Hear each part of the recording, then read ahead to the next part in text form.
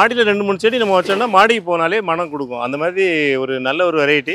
இது sweet lemon பார்த்தீங்கன்னா, அந்த லோட்லேயே நம்ம வந்து செடிகள்லேருந்து கீழே கொட்டின பழங்கள் நிறைய காய்க்கும். அதுக்காக தான் இப்படி எடுத்து காமிக்கிறேன். ஒரு செடிக்கு 40-50 பழங்கள் இருக்குது. நம்ம கம்பளி மாதத்தில் இது பிங்க் கலர், அதாவது நம்ம பழைய வெரைட்டி. ஒரு 5-6 வருஷத்துக்கு முன்னாடி இது வந்து ரொம்ப ரேரான ஒரு செடியாக இருந்தது. அதாவது இலைகளே கிடைக்கிறது கஷ்டமாக இருந்தது. இந்த கேன்சர் பேஷண்ட்டுக்கெல்லாம் இந்த கஷாயம் பண்ணி கொடுப்பாங்க இந்த இலைகளை. அடுத்து நம்ம பார்க்கக்கூடியது வாழை. வாழையில் பார்த்தீங்கன்னா நம்ம கிட்டத்தட்ட கிரீனர் நர்ஸில் ஒரு 15க்கு மேற்பட்ட ரகங்களை சேல் பண்ணுறோம். அதில் முக்கியமாக இது வந்து சக்கரை கேளிங்கிற வெரைட்டி.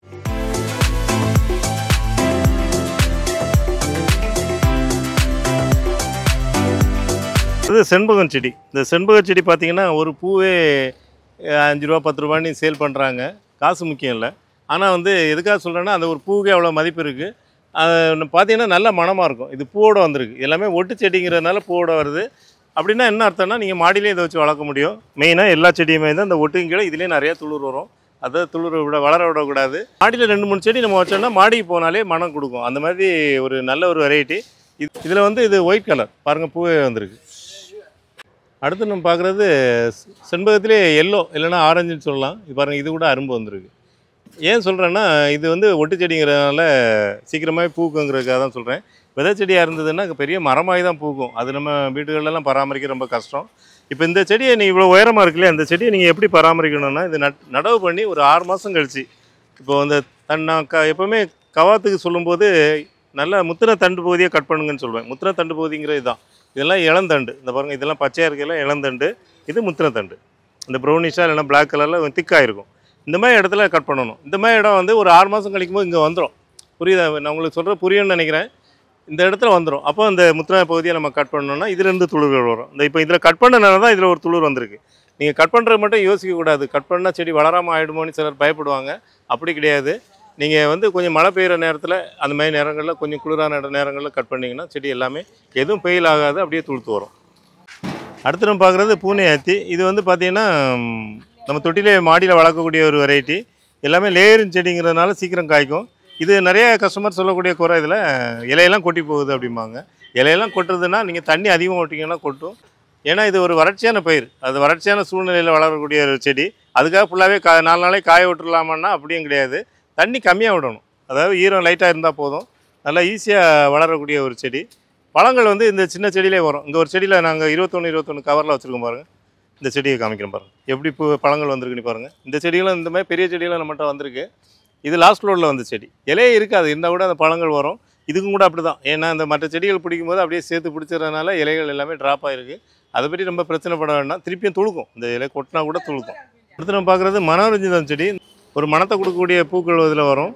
ரொம்ப ரொம்ப தூரம், அதாவது செண்பகத்தை விட அதிகமான மனம்னு சொல்லலாம். இந்த செடி பார்த்திங்கன்னா எல்லாமே லேயரின் செடி. ஒரு 2-3 அடி உயரத்தில் வந்திருக்கு. எல்லாமே சீக்கிரமாகவே பூக்கக்கூடிய தன்மையுடையது. ஏன்னா லேயரின் செடிங்கிறதுனால இதையும் கூட நம்ம வீடுகளில் வச்சு பராமரிக்க முடியும். இந்த வியட்நாம் பலாவை பொறுத்த வரைக்கும் நம்ம இப்போ வெளியூர்லேருந்து வந்தாலுமே நம்ம தோட்டத்தில் வந்து அதை க்யூரிங் பண்ணி தான் நம்ம சேல் பண்ணுறோம். அதுக்காக தான் பார்த்திங்கன்னா அந்த லாரியிலேருந்து இப்போ நம்ம எல்லாமே இந்த நம்ம தோட்டத்துக்கு போகிற செடியோட இதை லோட் பண்ணிட்டோம். இதை கொண்டு வச்சு நம்ம ஒரு 20 நாள் 30 நாள் நம்ம தோட்டத்தில் வந்து க்யூரிங் பண்ணுவோம். அதாவது கொஞ்சம் நிழலில் வச்சு நம்ம கிளைமேட்டுக்கு நம்ம தண்ணிக்கு செட் ஆன பிறகு தான் எடுத்துகிட்டு வரோம். ஏன்னா இது வெளியூர்லேருந்து வரும்போது ரொம்ப கொஞ்சம் ஷேக் ஆனால் கூட வாடி போகுது செடி. இலையெல்லாம் கொட்ட ஆரம்பிச்சிருது, பழுத்துருது. இப்போ எதுக்காக நான் இதை தனியாக இது வரைக்கும் இந்த வீடியோவில் எதுவுமே சொல்லாத விஷயத்த சொல்கிறேன். ஏன்னா நிறைய கஸ்டமர் வாங்கிட்டு போயிட்டு கூட கொஞ்சம் மிஸ்டேக் பண்ண, அந்த தரையில் நடும்போது கொஞ்சம் மிஸ்டேக் பண்ணால் கூட அது செடிகள் வாடி போகிறது, காஞ்சி போகிறதுக்கு வாய்ப்பு இருக்குது. ஒன்றும் இல்லை, நீங்கள் நல்லாவே நடுவீங்க. இல்லை எங்கள் ஆட்களே எங்கள் ஸ்டாஃபே வந்து நடுவாங்க. ஆனால் வந்து இப்போ அடிக்குது பாருங்கள் வெயில். இது வந்து நம்ம அக்கினி நட்சத்திர டைமில் அடிக்கிற மாதிரி அடிக்குது வெயில். நேற்றையும் மழை பெய்யுது, இன்னைக்கு வெயில் அடிக்குது. அப்போ இந்த மாதிரி கிளைமேட்டு மாறி மாறி வரும்போது அந்த பலாக்கன்றால் அதை வந்து தாக்கு பிடிக்க முடியறதில்ல. அதனால தான் இப்போது நாங்கள் செடிகளை பெரும்பாலும் எல்லா செடியுமே தோட்டத்தில் இறக்கியோ இல்லைனா க்யூரிங் பண்ணியோ தான் சேல் பண்ணுறோம். பலாச்செடி நடும்போது மட்டும் நீங்கள் கொஞ்சம் எச்சரிக்கையோட, அதாவது ஒரு பாதுகாப்பு நினச்சியே அந்த மண் கட்டி வந்து அந்த தாய்மண் சொல்கிறோம் இல்லையா, அது உடையக்கூடாது. அது கவரை அது மாதிரி பிரித்து எடுக்கணும். ஈரம் இருக்கும்போது கவரை பிரிக்கக்கூடாது. அதுமாதிரி எங்ககிட்ட வாங்கினா கூட நீங்கள் உடனே நடவு பண்ணக்கூடாது. ஒரு நிழலில் ஒரு வாரம் ரெஸ்ட்டு கொடுத்து அது நல்லா உங்கள் கிளைமேட்டுக்கு செட் ஆன பிறகு தான் பலாக்கன்று நடுறது நல்லது. இந்த மாதிரி நட்டிங்கன்னா செடிகள் எதுவும் ஃபெயில் ஆகாது. இப்போ இந்த செடி எல்லாமே வியட்நாம் பலாவில் பெரிய செடி. கண்டிப்பாக இது நடவு பண்ணால் ஒரு 6 மாதத்துலேருந்து ஒரு 9 மந்த்ஸுக்குள்ளே 6 to 9 இதுக்குள்ளே கண்டிப்பாக காய்க்கும். நிறைய காய்க்கும். முதல்ல ஒரு பிஞ்சு தான் நடவு பண்ணணும். நிறைய பிஞ்சுகள் வரும். நீங்கள் ஆசையில் விட்டுறாதீங்க, செடி போயிடும். ஒரு பிஞ்சு விடுங்க, அப்புறம் ஒரு வருஷம் கழித்து 2-3 பிஞ்சு விடுங்க, அதுக்கப்புறம் 5-10 அப்படி கூட்டிகிட்டே போகலாம்.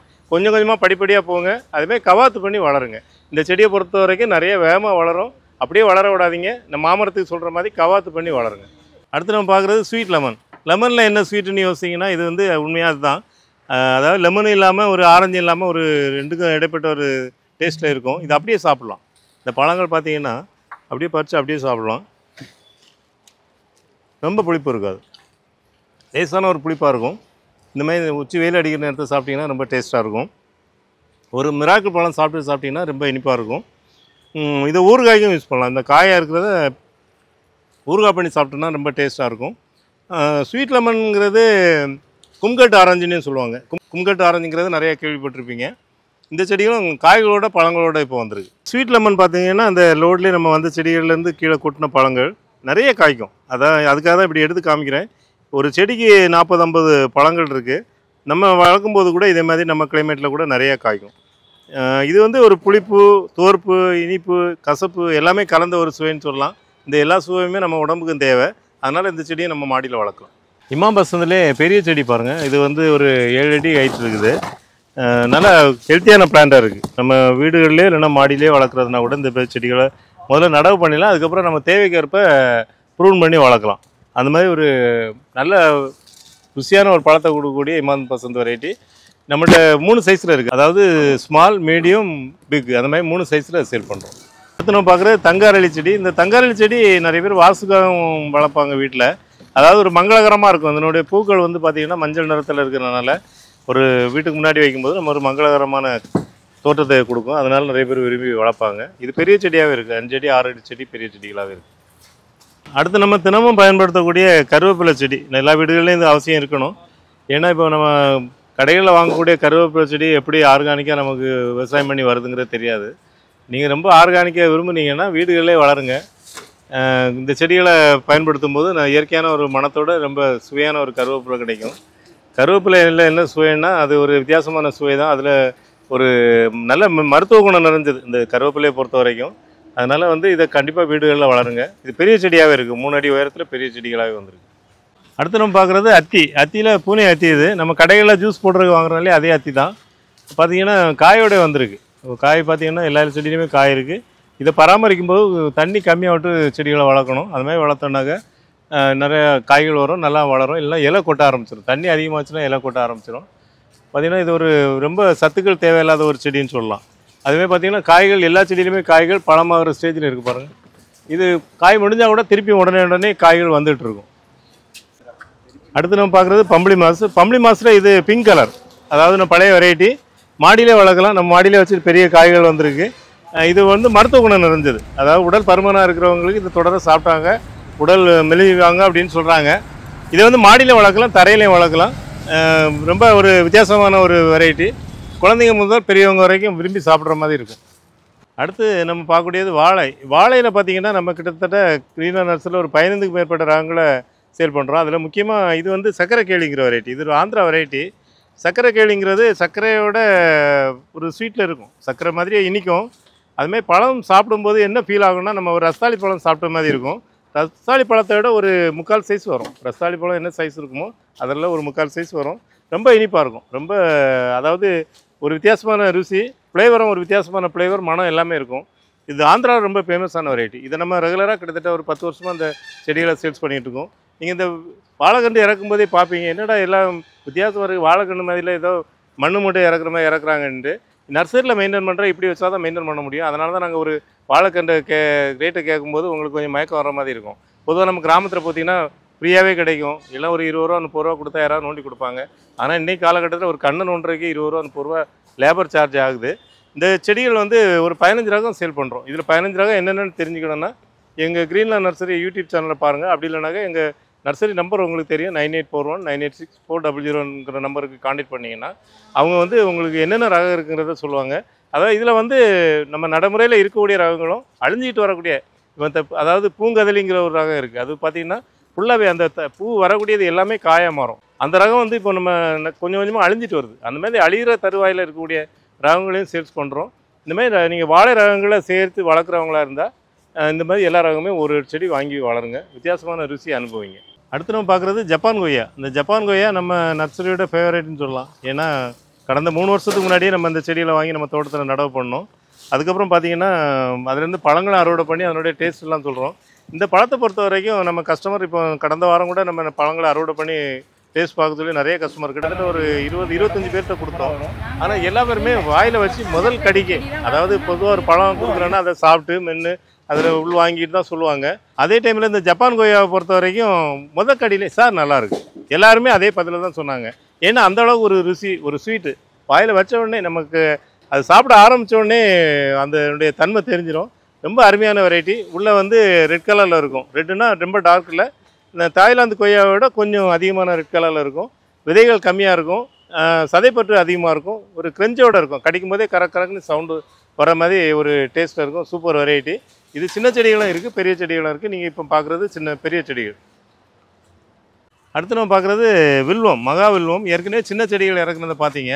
இது பெரிய செடி, ஒரு 7 அடி 8 அடி உயரம் உள்ள பெரிய செடிகள். இது நிறைய பேர் இந்த பெரிய செடிகளும் கேட்குறாங்க. ஏன்னா இது பூஜைக்கோ இல்லைன்னா மருத்துவ குணத்துக்கோ பயன்படுத்துறதுக்காக பெரிய செடிகளாக கேட்குறாங்க. இது எல்லாமே பெரிய செடிகளாக வந்திருக்கு. இது பார்த்திங்கன்னா இந்த இலைகள் பார்த்திங்கன்னா 11 இலை வரைக்கும் வரும். இந்த மகா வில்வத்தில் வந்து மகா வில்வம் கொஞ்சம் ரேரான வெரைட்டி தான். இந்த டைம் நம்ம பெரிய செடியாக வந்திருக்கு. அடுத்து நம்ம பார்க்குறது முள்சீத்தா. அந்த முள்சீத்தா பார்த்திங்கன்னா மருத்துவ குணம் நிறைஞ்சது. இந்த முள்சீத்தான்னு சொன்னாலே நிறைய பேர் கேட்பாங்க, நம்ம ஊரில் காய்க்குமானே. நம்ம ஊரில் நிறைய காசு இருக்குது. ஒரு டைமில் இது ரொம்ப ரேராக இருந்தது. ஆக்சுவலாக பார்த்திங்கன்னா இந்த இலைகளை கூட நம்ம கேன்சர் பேஷண்ட்டுக்கு இதை கஷாயம் பண்ணி கொடுப்பாங்க. ஒரு 5-6 வருஷத்துக்கு முன்னாடி இது வந்து ரொம்ப ரேரான ஒரு செடியாக இருந்தது. அதாவது இலைகளே கிடைக்கிறது கஷ்டமாக இருந்தது. இந்த கேன்சர் பேஷண்ட்டுக்கெலாம் இதை கஷாயம் பண்ணி கொடுப்பாங்க இந்த இலைகளை. அவ்வளோ ஒரு மருத்துவ குணம் நிறைஞ்சது. இப்போ வந்து இது பழங்களே கிடைக்குது.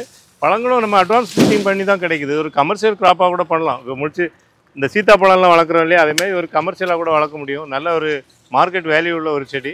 நம்ம ஊர்லேயும் நிறையா காய்க்கும், நல்ல பெரிய சைஸாகவே காய்க்குது. முள்சீத்தாவை பொறுத்த வரைக்கும் இது ஒரு ஒட்டு செடி. இது நம்ம பெரிய செடி. இது இப்போ காய்க்கிற தருவாயில் உள்ள செடி. சின்ன செடிகளும் நம்ம சேல்ஸ் பண்ணுறோம். சின்ன செடிகள்னால் அதுவும் கூட ஒரு 3 அடி 4 அடி ஹைட் இருக்கும். அது வந்து ஒரு 2 வருஷத்தில் காய்க்கும். இது உடனடியாக காய்க்கும். அடுத்து நம்ம பார்க்குறது முள்சீத்தா செடியிலே சின்ன செடி, அதாவது 4 அடி 5 அடி உயரத்தில் உள்ள செடி. இதுவும் கூட உங்களுக்கு நம்ம ஏற்கனவே பெரிய செடிகள் காமிச்சோம். அதே மாதிரி மருத்துவ குணம் உள்ள ஒரு செடி தான். அடுத்து நம்ம பார்க்குறது தூஜா. இந்த தூஜா செடி பார்த்திங்கன்னா இதில் வந்து தூஜாவில் இது கோல்டு, இந்த க்ரீன் ஏற்கனவே வந்துட்டு இருந்தது. அதை விட கொஞ்சம் பிரைட்டாக இருக்கும் செடி பார்த்திங்கன்னா. இது அழகான ஷேப்பை கொடுக்குறது. நிறைய பொக்கேலாம் தயார் பண்ணுறதுக்கு இந்த இலைகளை பயன்படுத்துவாங்க. நல்லா க்ரீன் நிறையா இருக்கும். ஒரு நேச்சுரலாக ஒரு அட்ராக்டிவாக இருக்கும் பாருங்கள். இதை நம்ம வீடுகளில் வளர்த்தோன்னா பொக்கே நம்ம கூட தயார் பண்ணலாம் இதை வச்சு. இது வந்து எதுவும் ட்ரிம் பண்ண வேண்டியதில்லை. நேச்சுரலாகவே ஒரு கூம்பு மாதிரி வர்றதுனால பார்க்குறதுக்கு நல்லாயிருக்கும். வீடுகளே வளர்க்கலாம். மற்றபடி லேண்ட்ஸ்கேப்பிங் பண்ணுற இடங்களில் இதை பயன்படுத்துகிறோம். அடுத்து நம்ம பார்க்குறது பவளமல்லி. பவளமல்லியில் இது வந்து பவளமல்லிக்கும் பாரிஜாதத்துக்கு நிறைய பேர் ஒரு கன்ஃபியூஸ் பண்ணுவாங்க. அதாவது இது சின்ன சின்ன பூவாக வரும். அது ஒரு டைமில் பார்த்திங்கன்னா தரையில் கொட்டி இருக்கும். அதே மாதிரி பார்த்திங்கன்னா காம்பு பகுதியில் வந்து சிவப்பாக இருக்கும் அந்த இந்த பூவில். நாங்கள் சொல்கிறது இதுதான் பவளமல்லிங்கிறது. பவளம் மாதிரி மல்லி மாதிரி இருக்கும், சின்ன பூவாக இருக்கும். அதுதான் இந்த பவளமல்லி. இது வந்து பெரிய செடிகள். சாதாரணமாக நாங்கள் 40 ரூபாயிலேருந்து இந்த செடிகளை சேல்ஸ் பண்ணுறோம். இது கொஞ்சம் பெரிய செடி. நிறைய கஸ்டமர் கொஞ்சம் பெரிய செடியாகவும் கேட்குறாங்க. அதுக்காக இந்த முறை பெரிய செடிகளும் வந்திருக்கு. அடுத்து நம்ம பார்க்குறது சந்தன மரம். இது நம்ம வெண் சந்தனம்னு சொல்லுவாங்க, ரெட் சாண்டல் கிடையாது. இது வந்து கொஞ்சம் நிழல் தேவை இந்த சந்தனத்தை பொறுத்த வரைக்கும். இன்னொரு செடியை பற்றி தான் வளரும். இல்லைனா அது நம்ம அகத்தி வேப்ப மரம் அந்த மாதிரி ஏதாவது ஒரு செடிகளை வைப்பாங்க. அப்படி இல்லை இந்த பொன்னாங்கண்ணியை கூட சைடில் வளர்க்கலாம். ஏன்னா இந்த பொன்னாங்கண்ணியை வளர்க்கும் போது இதில் வந்து வரக்கூடிய சில ஹார்மோன் வந்து இந்த செடியோட வளர்ச்சியை தூண்டுது. அதுக்காக தான் இந்த பேக்கெட்லலாம் பொன்னாங்கண்ணி வச்சுருக்கோம். இதை அப்படியே வச்சிங்கன்னா அந்த செடி வந்து அப்படியே இந்த பொன்னாங்கண்ணி படர்ந்துடும். படர்ந்துருக்கும் போது ஈரத்தையும் பாதுகாக்கும். அதே மாதிரி வந்து அந்த அதில் இருந்து வரக்கூடிய ஹார்மோன் வந்து இந்த சந்தன மரம் நல்லா வளர்கிறதுக்கு சப்போர்ட் பண்ணும். இதை வீடுகளில் வளர்க்கலாமான்னு எல்லாருக்கும் ஒரு சந்தேகம் வரும். இது வீடுகளையும் வளர்க்கலாம். அதாவது நம்ம வளர்த்துட்டு இருந்தோம்னா நம்ம விஏஓட்ட சொல்லி, வில்லேஜ் அட்மினிஸ்ட்ரேஷன் ஆஃபீஸர் இருக்காங்களே அவங்ககிட்ட சொல்லி நம்ம அவங்க அடங்கலில் பதிவு பண்ணணும். நம்ம இதை கட் பண்ணி இன்னொரு இடத்துக்கு எடுத்துகிட்டு போகிறோன்னா அவங்க எங்கேருந்து வருதுன்னு கேட்பாங்க வழியில், ஃபாரஸ்ட் டிபார்ட்மெண்ட்டில். அதுக்காக நீங்கள் பதிவு பண்ணிட்டீங்கன்னா அந்த சர்டிஃபிகேட்டை வச்சு நம்ம இதை வந்து நம்ம பயன்படுத்தலாம். அடுத்து பார்க்குறது கலாக்காய் செடியிலே சின்ன செடி. நம்ம ஏற்கனவே பெரிய செடி காய்களோட பார்த்தோம். இப்போ பார்க்குறது சின்ன செடி. இது வந்து சின்ன செடினா கூட 2-2.5 அடி ஹைட் இருக்குது. இதுக்கு ரொம்ப பராமரிப்பு தேவையில்லை, ஒரு காட்டு செடி தான். இது பென்சிங்காக நிறைய விவசாயிகள் வாங்கி பயன்படுத்துகிறாங்க. நம்ம நிறைய கஸ்டமருக்கு இதுமாதிரி பென்சிங் பயன்பாட்டுக்கு இதை கொடுத்துருக்குறோம். ஒரு முள்ளோடு இருக்கிறதுனால எதுவும் ஒரு எட்ஜ் பிளான்ட் மாதிரி இதை யூஸ் பண்ணலாம். இது ஆக்சுவலாக ஆர்னமெண்டல் பிளான்ட்டாக கூட எட்ஜ் பிளான்ட்டாக யூஸ் பண்ணுறாங்க. இதனுடைய பழங்கள் பார்த்திங்கன்னா ரொம்ப சுவையானது. சின்ன செடிகளாகவும் பெரிய செடிகளாகவும் இருக்குது. இப்போ இந்த லோடில் வந்து செடிகள் நிறைய இந்த முறை நிறைய வெரைட்டிஸ் வந்திருக்கு. அதாவது செடிகளோட எண்ணிக்கை அதிகம் தான். அதே மாதிரி பார்த்திங்கன்னா நிறைய வெரைட்டிஸ் நிறைய டைப்பில் 2 டைப்பில் வந்திருக்கு. சின்ன செடியும் வந்திருக்கு, அதே மாதிரி பெரிய செடியும் வந்திருக்கு. இப்போ இந்த செடிகளெல்லாம் நான் பார்த்துருப்பீங்க. இதில் நிறைய பராமரிப்பு முறைகளையும் நான் இதில் இந்த வீடியோ பதிவிலே சொல்லியிருக்கிறேன். அதுமாதிரி முறையாக பராமரிச்சிங்கன்னா எல்லா செடிகளுமே நல்லா வரும். மண் நல்லா வளமாக இருந்து, தண்ணி நல்லா இருந்து, தண்ணி நம்ம குடிக்கிற மாதிரி தண்ணி, அதாவது உப்புத்தன்மை இல்லாத தண்ணியாக இருந்ததுன்னா செடிகள் நல்லா சிறப்பாக வளரும். அது மாதிரி ஏதாவது பிரச்சனையாக இருந்ததுன்னா, பிரச்சனையான மண்ணாக இருந்ததுன்னா அதுக்கு என்ன பண்ணலாங்கிறத எங்கள் கிரீன்லேண்ட் நர்சரி நம்பர் 9841986400 வாட்ஸ்அப்பில் நீங்கள் தகவல் சொன்னீங்கன்னா அவங்க அதுக்கு இப்போ ரிப்ளை பண்ணுவாங்க. இந்த மாதிரி எங்களுக்கு தொடர்ந்து ஆதரவு கொடுக்குமாறு அன்புடன் கேட்டுக்கொள்கிறேன். நன்றி, வணக்கம்.